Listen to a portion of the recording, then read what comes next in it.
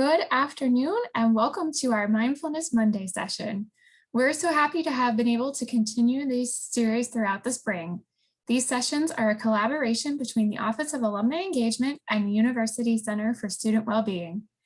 As we find ourselves living through this challenging time, meditation and mindfulness practices can be powerful ways to help us better manage current stresses and uncertainties. During this session, mindfulness meditations will be taught and practiced together in hopes of providing us with a greater sense of peace and vitality. This session will focus on renewal, growth, and staying self-motivated. I'm Audrey Tierney, the Associate Director of Alumni Engagement, and I'm so pleased to be joined today by my colleagues and alumni, Dr. TJ Smith and Amber Leisure of the Center for Student Wellbeing. They are more than happy to put together this program to help us all navigate through these challenging times with the present pandemic. Before I introduce them, I have just a few notes in regards to the technical end of the session. Throughout the program, your microphones will be muted, but you are welcome to submit questions through the chat feature found on the toolbar at the bottom of the screen. TJ and Amber will answer questions at the end of the program as time permits. Now, a few words about my colleagues from the Center for Student Wellbeing in case this is your first time joining us. Dr. TJ Smith is a licensed clinical psychologist and has been engaged with meditation for over a decade, most recently leading meditation groups for Duquesne University students. TJ is currently the training director for Duquesne's counseling services. Amber Leisure has a background in exercise physiology and has taught yoga for 13 years and meditation for 11. Amber currently is the assistant director for recreation services and has a profound appreciation for the ecumenical approach to the mission of the university. Now I will turn our session over to Amber and TJ. Thank you, Audrey, for that nice introduction, and welcome everybody today. The topic for today is about renewal and re-energizing, because at the beginning of the year in January, we tend to make these goals for ourselves to, maybe meditate more, be more present, maybe exercise more, eat better, all of those things. And right around this time, our motivation to continue those goals starts to drop off, or maybe we feel like we need to reprioritize and look to other things.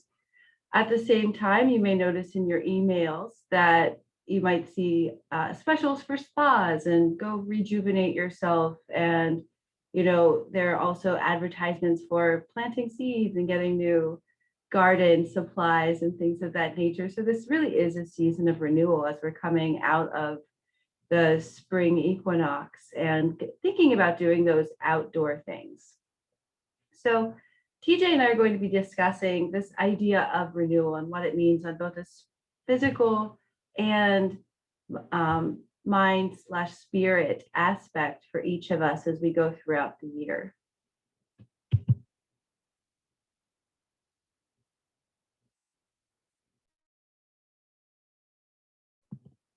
You're on mute, buddy. All right, here we go. I said something really profound and everyone missed it. And I forget what it was. After a year of Zoom, the mute button is still my enemy. Yes. So we're going to start talking about, renewal more on a broader scope. And then I think when I pass the mic to Amber, we'll be talking about it a bit more in the sense of what renewal is and some ways we can think about it. One way to think about renewal is this idea of impermanence that's found in different wisdom traditions. Joseph Goldstein quote here, it's lovely. Impermanence is both a process of continual loss in which things exist and then disappear. It is also a process of continuous rebirth or creativity in which things that do not exist suddenly appear. So this is something that can be seen in a grander scope, but it even can be seen in our meditative practices too. When we've been practicing meditation for this past year, what happens is we're focusing on the breath and something comes up for us. Maybe it's a thought, maybe it's a feeling, maybe some sort of bodily sensation. We're feeling really relaxed and calm, tad of bliss, feeling great. And then all of a sudden, something's hurting, my back's hurting, something comes to mind, stress that I have to do in the future, maybe I'm missing something about the past. So I think even within our meditation practices, what we're learning is to really approach impermanence as this sort of permanent feature of life. That's the dynamic there. That's a sort of paradox that, and that's, the only thing that's permanent is change. And that's the thing about impermanence, is it is permanent, that we always are continually unfolding and changing. So the one side of that would be the loss. That would be the things disappearing, not existing. But the side we're going to focus on today would be the rebirth, or the creativity, the renewal side of that. I think we'll focus on both a little bit toward the end, because I think they're intricately wound, but I think this is really part and parcel of this idea of impermanence, things sort of coming to fruition and then leaving. Thinking of that too, we could even think of this in the term of the seasons. This is taken from a book called The Wisdom of Anxiety. It's a wonderful book on anxiety that looks at anxiety in a really broad scope. Usually when we think about life, we think about it linear. It's Monday, we got to get to Friday, then we have the weekend. It's noon, we're off of work at 8 or work at 5, then we can go home. So we think in a very linear way, especially at the semester too, how we all get drawn into that. Right now we're approaching finals at Duquesne, so it's like you just make it to the end of the semester. May 8th, things will lighten up. So we usually think about things very much like a line. Even when you look at your clock too, you look at your Fitbit, especially if it's digital, it's just a number. However, we're sort of closer to the natural world, where I think our own psyches and our souls function in a way where things happen cyclically, where there's a rhythm, there's an ebb and a flow. And I think that's what this chart talks about. So this will just give us a sense of the general cyclical nature of the seasons, and how this season of spring and renewal is one season and part of a larger cycle. So if you look at spring there, spring is just this season of rebirth. It's this season of hope, this anticipation of what's to come. And then before we know it, it's going to be summer, full bloom, feeling joyous, alive, sort of a lot of energy there. Really, it's sort of a great season for a lot of us. But right behind that is autumn, a season I like as well. When we're thinking about autumn and fall, this is a season where, the trees lose their color, the green color, leaves are beautiful, but sometimes they lose their leaves. You have the harvest. Also, sort of things are dying. It's a season where sort of things are sort of coming to leave. So it's almost, if we look at a season of separation, and again, each of these seasons, you can think about them physically as the season: spring, things blooming; summer, things bright; autumn, sort of the changing of the colors; and then winter, the stillness, the white of the snow. So you could think about these as really physical occurrences, but they affect us, psychologically too. So they can sort of resemble our own moods.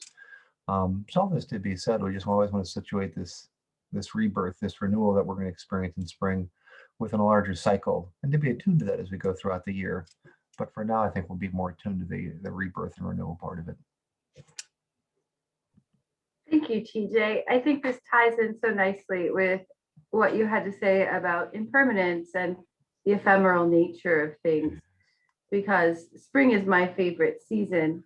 And when autumn comes around, it's like this feeling of dread. Even though autumn is beautiful and the weather is nice and you wear your favorite sweaters again, there's this feeling of impending dread because, oh, winter's coming. We're getting ready for winter. And a few years ago, I just decided to stop with that narrative internally and say, because we can't really, the weather isn't it's not personal, and it's also not permanent, and it's constantly changing. So rather than, bemoaning the incoming of bad weather, especially here in the Northeast, rather take that time to rest and appreciate it. So this is a nice reminder that things change, things are impermanent, and we're in a constant state of change.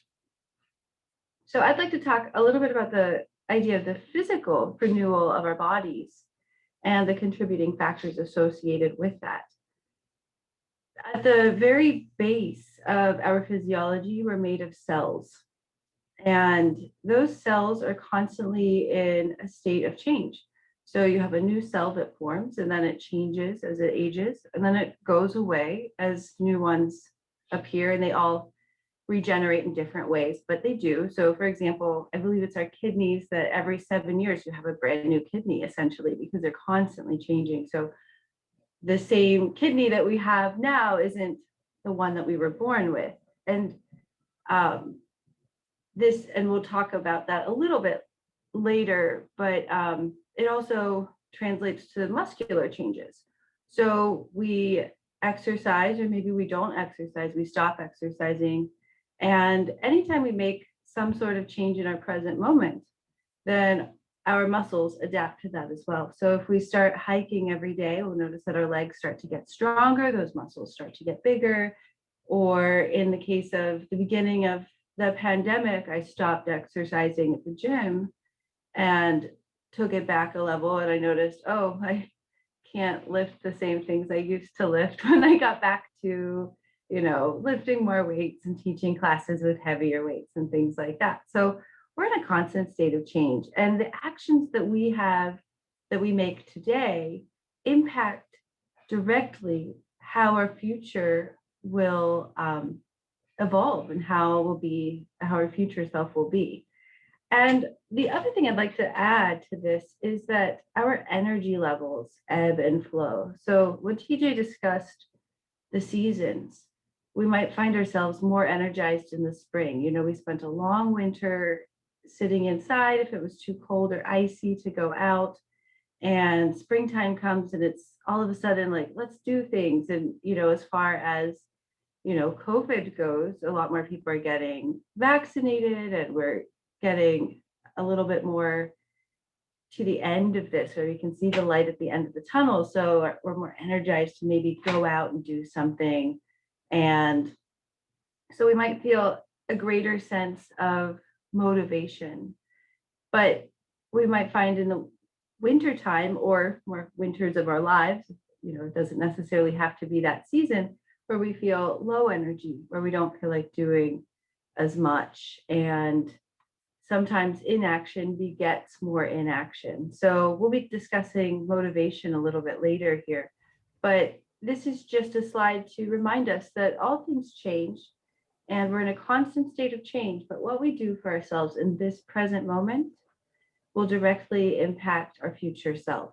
And that's where mindfulness really kicks in, because without that presence, or taking that time to think about our present self, we don't really have the wherewithal to make those changes if they need to be made. I'm thinking, Amber, to just ride that wave of spring when one can. That is that energy. I'm attuned to the seasons in a way, just my energy levels. I am, come October, I get the fatigue sets in. I think there's not as much light, especially in Pittsburgh. Everyone is light deprived and vitamin D deprived. Cloudiest city in the United States. So I think that is something that can be said about spring when those energy levels increase. Kind of just ride that wave. Don't try to exhaust yourself. But then, I'm really grateful for when that happens. Oh, absolutely. There's a time for rest, but it's not all the time. And sometimes we can find ourselves in those spaces where it feels like, when was the last time I actually moved with some intensity? I'm speaking for myself here, but yeah, you're absolutely right. So we're going to do a brief meditation at the beginning of this course, and then TJ will follow up with a longer one towards the end. But I'd like to talk a little bit about energetic movement and breath, because we are in this period of renewal. We're talking about renewal, and there is a time for rest, but sometimes we need to find that extra little boost, whether it's in our day or maybe it's in the season. And so we're going to do some practices here to help us reconnect with that. Have you ever been in the middle of your workday, maybe 1 o'clock, 2 o'clock, somewhere in your circadian rhythm where consistently you feel lower energy? I'm going to pretend everyone's nodding their head right now. I'm used to teaching things like this in front of people. Those times happen to us. It's absolutely normal. But oftentimes our first step is to maybe reach for coffee or an energy drink. Yeah, same. And so, or maybe a sugary snack, some sort of pick me up to get up and go. And it might not necessarily be that we're lacking in nutrition or caffeine or what have you. It might be that we're breathing too shallowly, or we just need a little boost of oxygen. So the first exercise we're going to do is just some energizing breath work. So however you're seated, it doesn't matter, because this is all about energy. We're not settling into that space. We're just going to focus on square breathing. We've done this before in the past, but if this is your first time, hopefully this is a benefit to you as well as those who've been here. So square breathing is where we inhale for 4 counts, hold it for 4 counts, exhale for 4 counts, and we're exhaling fully, and then we're holding that empty breath for 4 counts. I'll count slowly. We'll go through it a few times. So if you don't take enough of a breath in, don't worry, we'll hit it next time. But we're trying to get that full breath in so that we can absorb the oxygen into our system.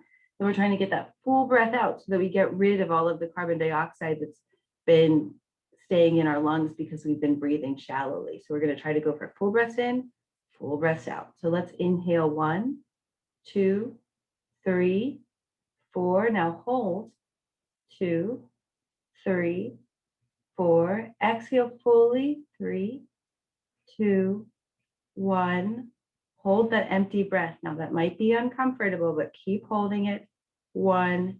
Now big breath in. 1, 2, 3, 4. Hold.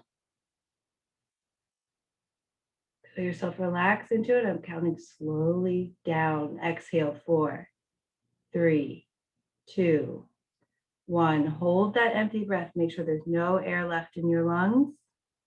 Hold a little longer. Now we inhale again. 1, 2, 3, 4. Hold that full breath. Keep holding it.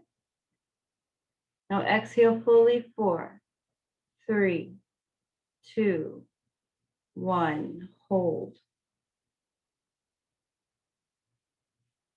Big breath in. 1, 2, 3, 4, and hold.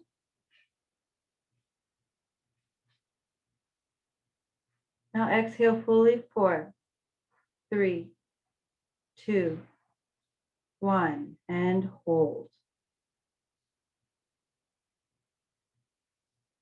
And return to normal breathing. So that was called square breathing. As you may have noticed, I got a little slower each time to allow for us to really focus on filling our lungs and holding it a little bit longer. When we hold that breath at the top, holding the full breath, we absorb more oxygen.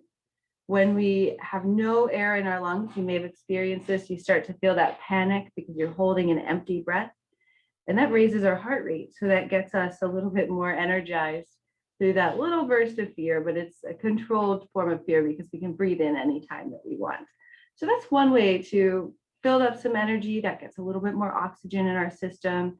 It also helps us to warm up because when we have more oxygen in our system, we are warmer.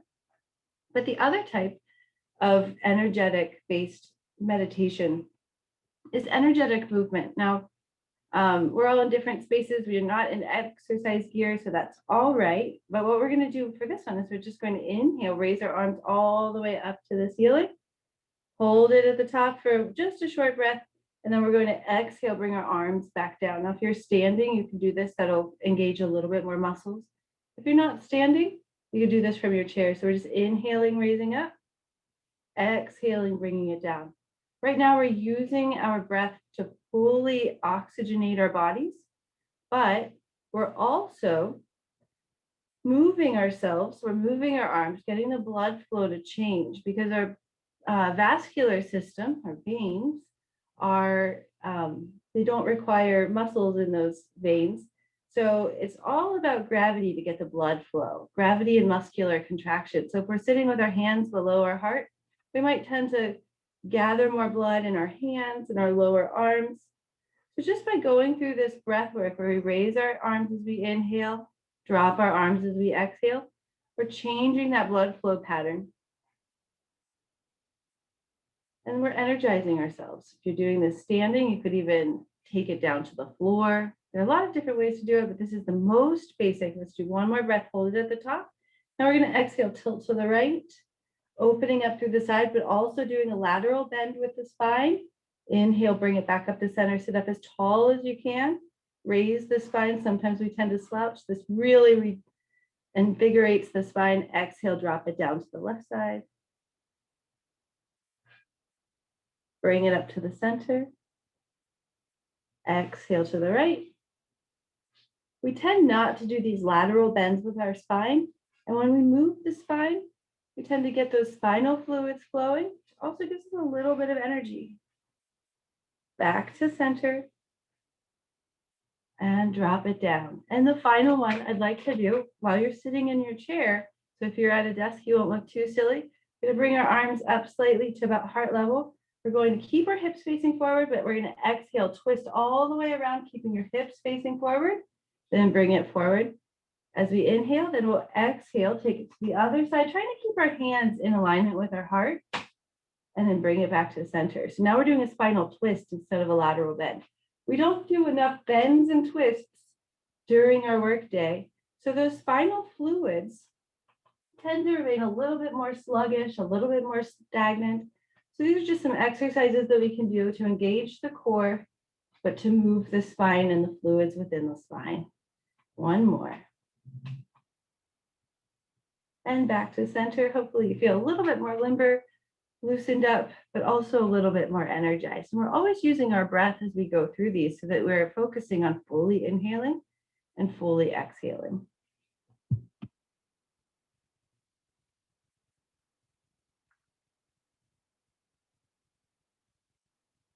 So hopefully we feel a little bit better after we've gone through those movements. Now we're going to get into that motivation aspect that I mentioned a little bit early 2 slides ago.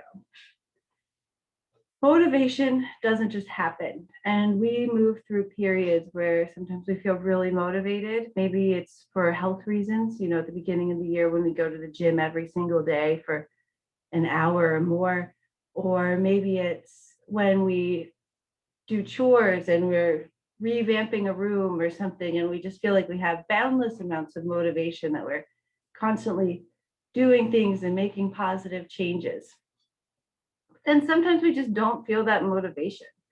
And, you know, that's really where discipline comes in. I talk to people about exercise a lot. And, you know, when we're motivated, it's really easy to perform those tasks and to reach those goals.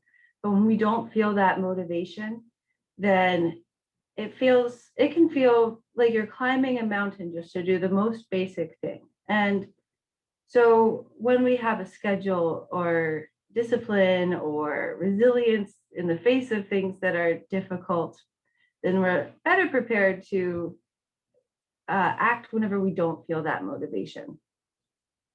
So we can't always feel motivation. It's a gift when it happens, but when we don't, we can either, you know, go through the motions and hopefully that motivation will come. You know, doing one small chore helps to motivate us to do that next bigger chore. Or doing 10 squats today might motivate us to also throw in a couple push-ups or, you know, things of that nature. But sometimes it might be a sign for us to think about what our goals are. So in January, maybe we set a goal for ourselves and maybe it just wasn't as attainable as we thought it was. Maybe life crept in and our schedule required more out of us, or maybe that goal wasn't something that really gave us fulfillment. So when we think about renewing our motivation, first we have to assess our goals and think about it. Was this sustainable? Was this attainable? Was it reasonable? Maybe I need to reassess, because we don't want to be so rigid in our goal setting that we can't step away from it, even if it's to our detriment.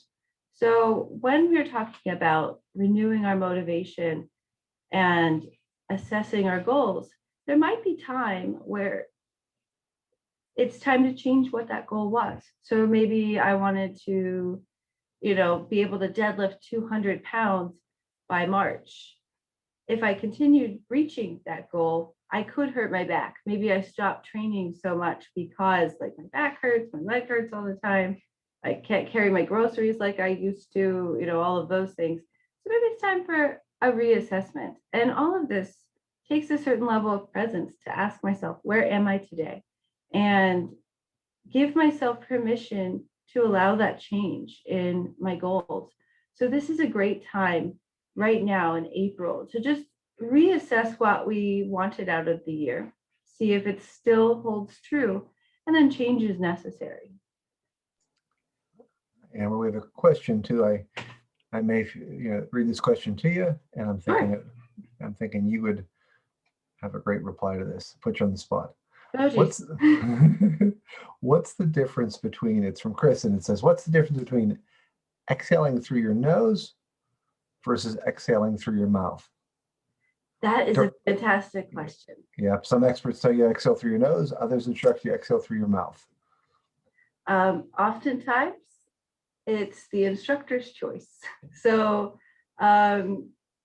when we exhale through our mouth, that quickly gets the air out of our system, so it's like blowing through a straw versus not having a straw, right? So that air just leaves very quickly. If I am doing energetic work, so I may be doing like ball tosses, or I'm doing a heavy bench press or a sprint, it's so important to get rid of that oxygen as quickly as possible so we can take a new breath in, get more oxygen, and quickly oxygenate our muscles. When we exhale through our nose, it's a little bit more controlled.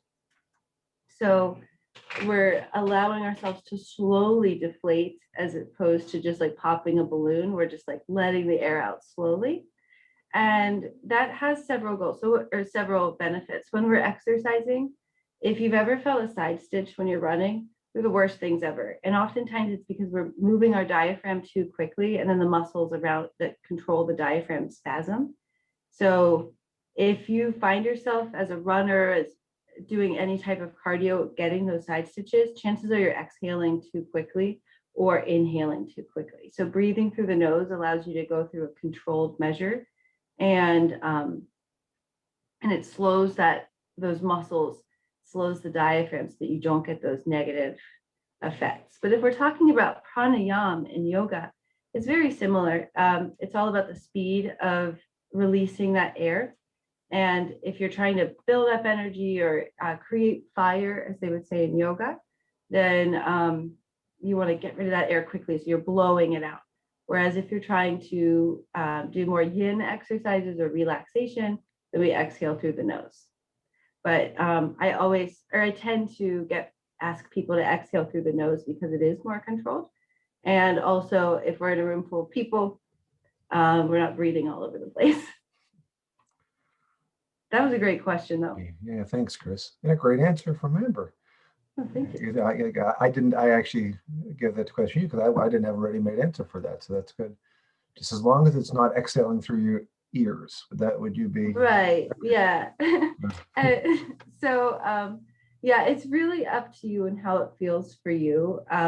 Because for the most part, if you're in a yoga class, and I have my 500-hour certification, so I'm allowed to say this, but in a yoga class, it's often the instructor's choice, and sometimes they're just picking different things to switch it up. So no worries if you're not breathing in the way that they say. I like to say, as long as you're breathing, that's the important thing. We try not to hold our breaths.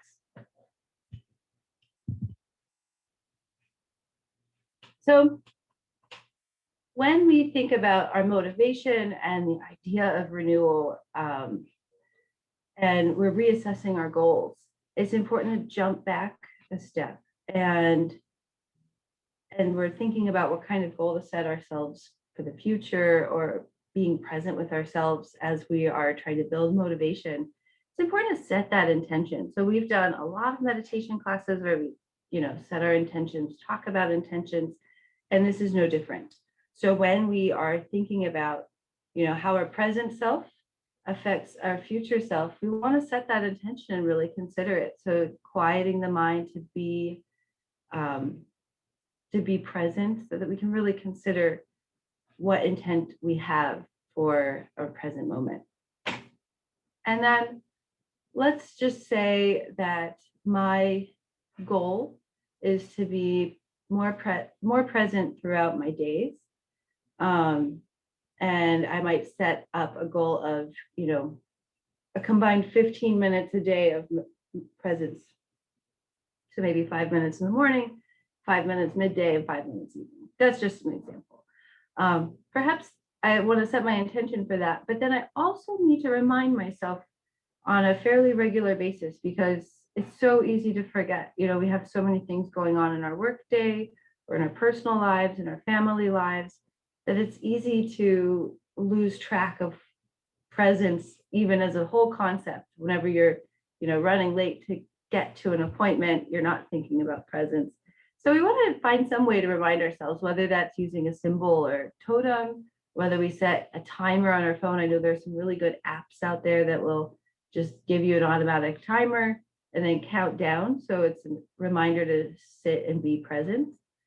Because as we do those things, especially if we remind ourselves and practice it regularly, we end up creating a habit.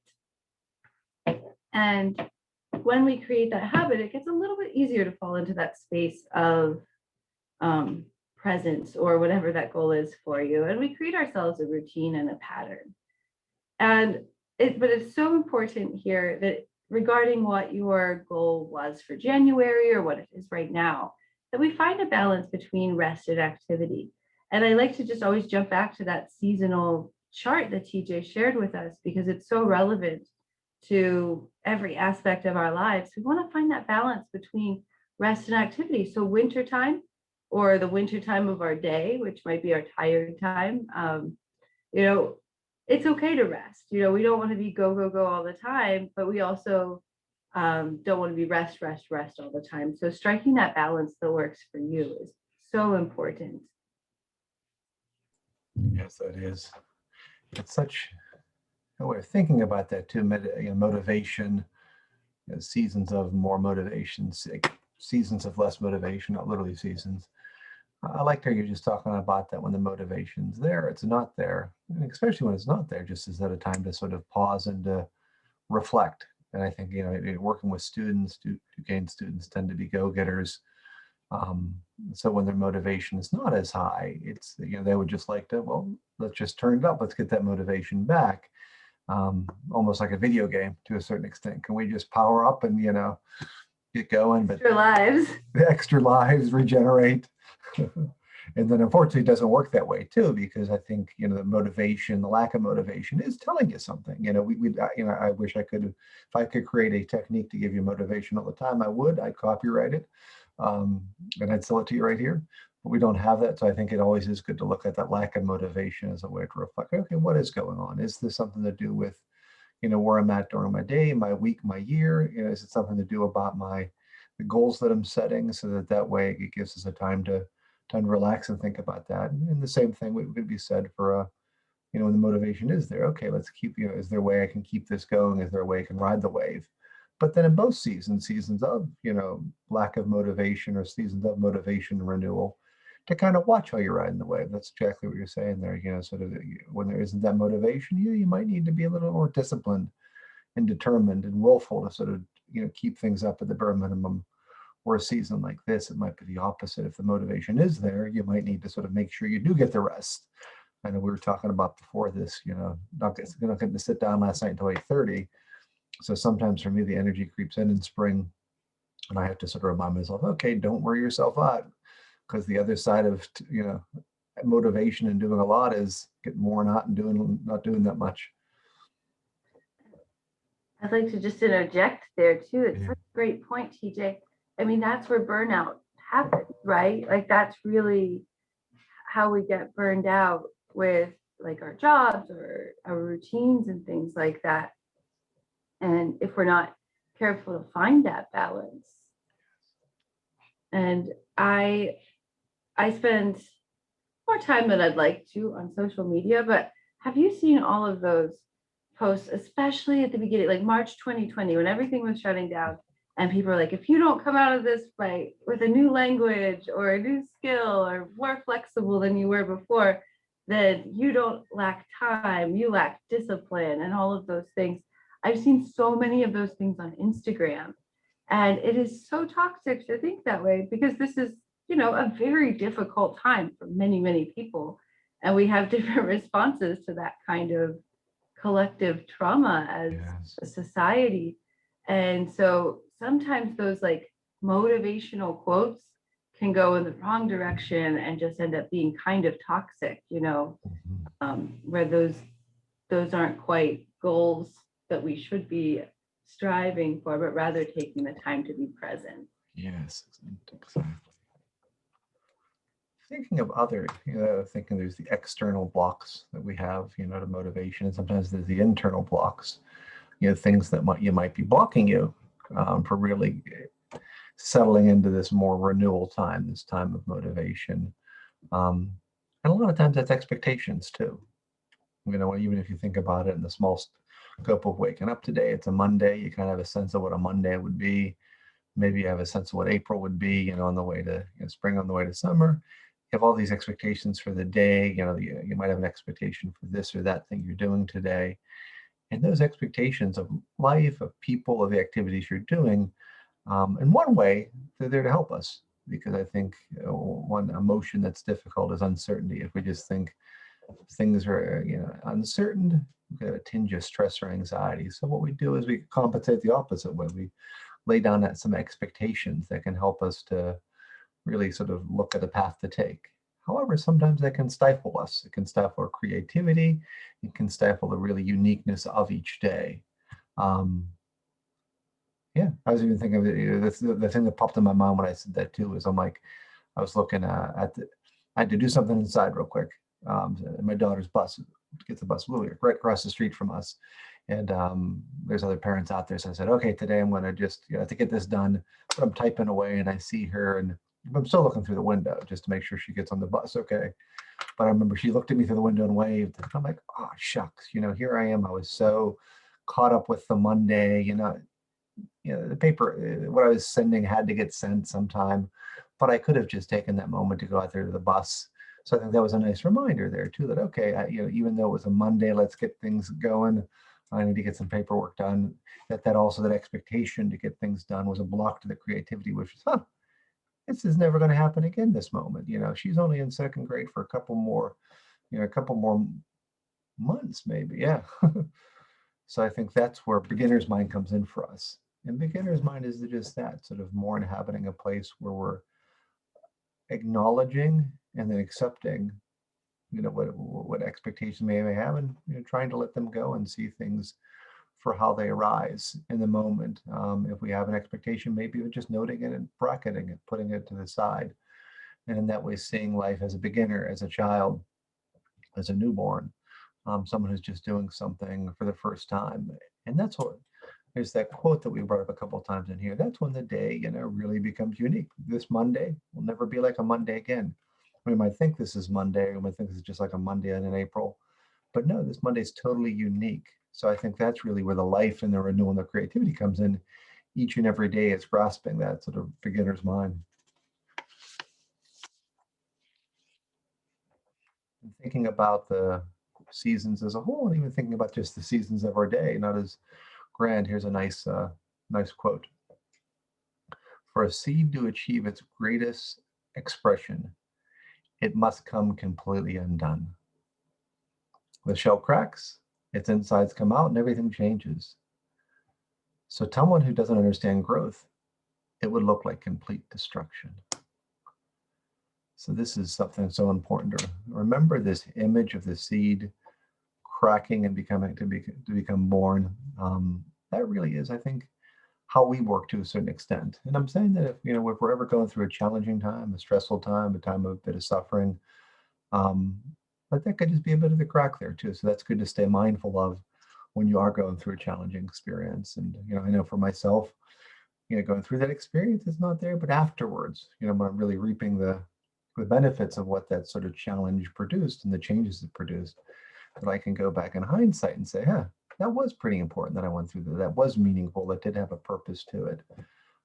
Working with students too, a lot of times that happens. It's that, that sort of that initial crack, however so slight, is really the birthing of something new, something different. So I think that's always good to just be mindful when when you do go through that challenge, that although there is a crack, through this crack could become something else, something much better. We talk about the cells regenerating on a micro level, but it's like that as a whole system with, our day-to-day, and if we're making changes, it works on a macro level as well. Now I want to sing Changes. Changes. I will not sing Changes. That's for the extra after hours meditation group. Anyway, this brings us to our meditation, and a meditation that's a spring meditation. So, find a comfortable place in your seat. Close your eyes.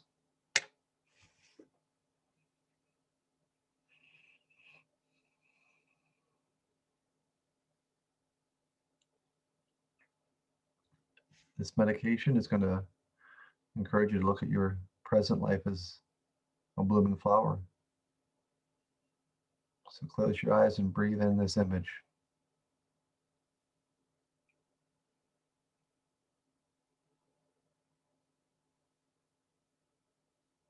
See a bud that hasn't yet blossomed or bloomed. Create a most vivid image in your mind.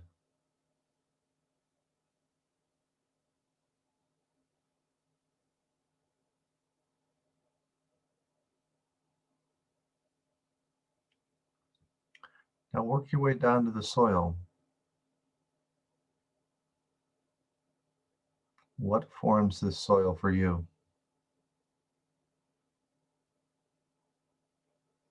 Turn your attention to the feelings or experiences coming up. Give them space.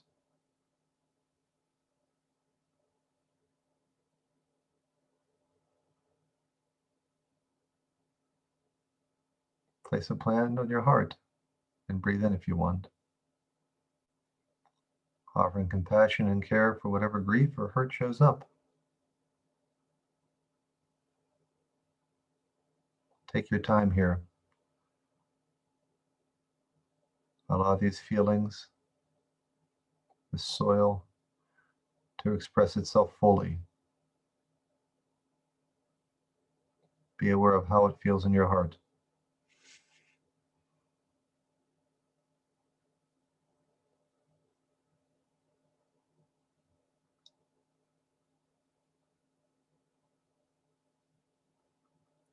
Now ask yourself, what growth have I experienced as a result of these feelings? How have these moments laid the foundation for my growth?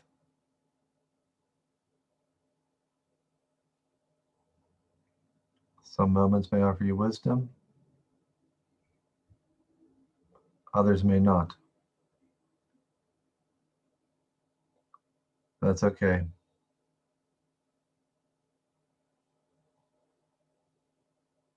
Sometimes it takes years to find growth in an experience.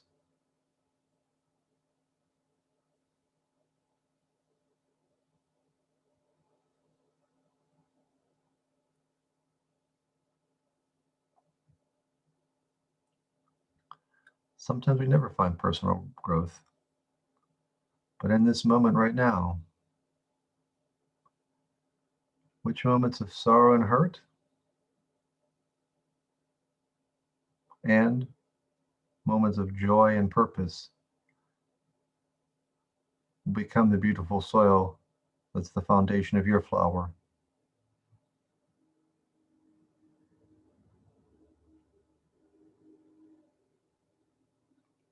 Transform your pain into life force and your joy into purpose. The life force that nourishes the flower's roots.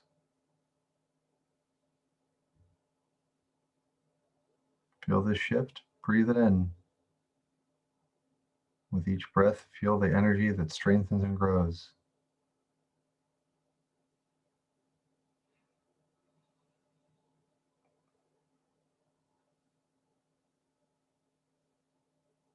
Work your way back up to the bud with that energy. Focus on the bud.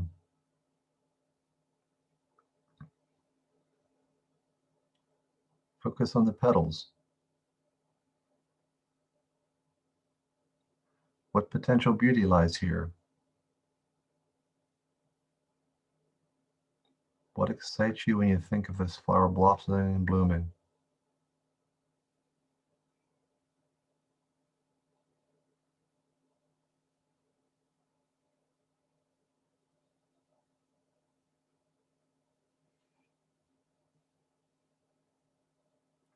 Focus on the possibility of what's to come.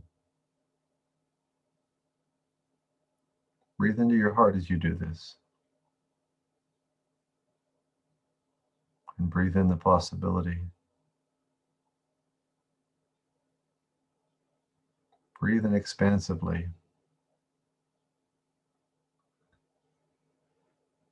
Allow the energy of these thoughts to fill every part of your heart.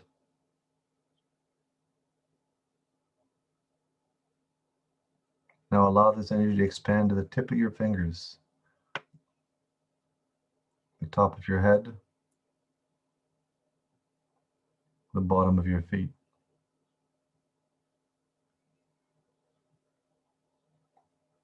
Feel this energy embracing you,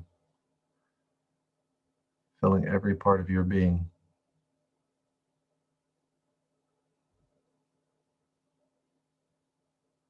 Stay with this feeling for these moments.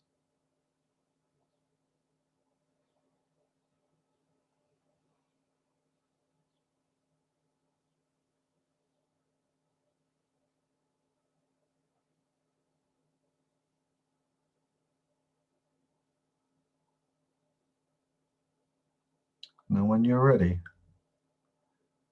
take 3 deep, expansive inhales and 3 deep, expansive exhales.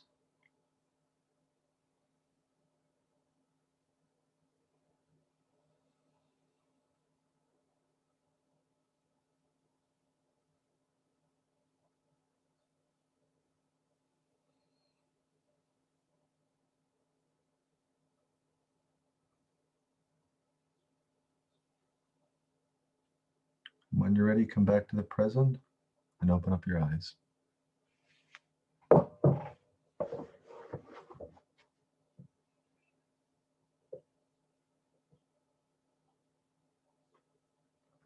right, we'll always leave with a quote, and this is from John Kabat-Zinn.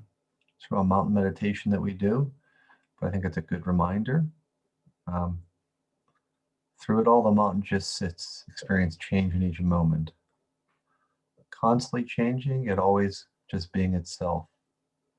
It remains still as the seasons flow into one another, and as the weather changes moment by moment, and day by day, calmness abiding out change. And this quote by John Kabat-Zinn takes us full circle and connects us with a quote by Joseph Goldstein too, that there is the impermanence of life, the changing of the seasons of our mental scope, our emotions as well. But then there's also this mountain-like experience, something that's a little bit more sturdy, a little bit more permanent, that we can also rest into also. So definitely thanks for coming. Yeah, thank you. And thank you, TJ, for that nice meditation to finish. Yes, thank you both. I don't see any questions coming in at the moment. Just someone saying they really needed this today. And I can totally understand that. And thank you both for a wonderful session. I know these have helped me through this time, and I really hope that they have done the same for you. Thank you all again for attending today's Mindfulness Monday.